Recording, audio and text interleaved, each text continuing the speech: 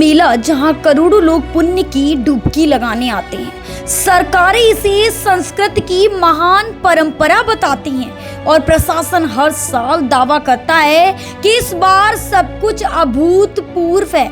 लेकिन इस बार जो अभूतपूर्व हुआ वो किसी प्रेस रिलीज में नहीं था, किसी अखाड़े की शोभा यात्रा में नहीं था और ना ही किसी मंत्रोच्चारण में। जी हाँ, प्रयागराज में कुंभ ड्यूटी के बाद 161 पुलिसकर्मी लापता हो गए। जी हाँ, 161 वर्दीधारी जवान जो सुरक्षा के लिए भेजे गए थे वो खुद अब सुरक्षा से बाहर हैं। 41 जवान ड्यूटी से सीधा गायब, 39 पर कार्रवाई हुई और फिर कोई भी सुराग नहीं।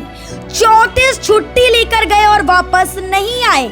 27 मेडिकल लीव पर निकले पर मिले नहीं और 20 पुलिस वाले 6 महीने से गैर जनपद में ही गुम हैं। इनके मोबाइल फोन पूरी तरह से बंद हैं, पते पूरी तरह से मिल नहीं पा रहे हैं और गांव में कोई भी अता पता नहीं है इनका।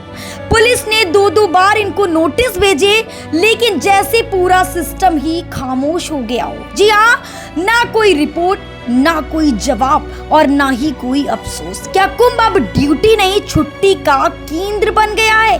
क्या पुलिस तंत्र अब खुद ही गायब होने की कला सीख चुका है? हर साल हम गंगा में पाप धोने जाते हैं, पर इस बार सवाल ये है कि जिनके हाथों में सुरक्षा थी वो आखिर खुद कहाँ है? कुंभ में 161 पुलिसकर्मी गायब हैं और सबसे ज्यादा गायब है जवाबदेही। जी हाँ, किसकी जवाबदेही बनती है? देखिए, एक समान प्रक्रिया ये है कि कोई भी पुलिसकर्मी जब छुट्टी का आवेदन करता है, उसको छुट्टी पे जाता है तो जीडी में उसका अंकन होता है। जब वो छुट्टी से वापस आता है तब उसका जीडी को तस्करा पड़ता है।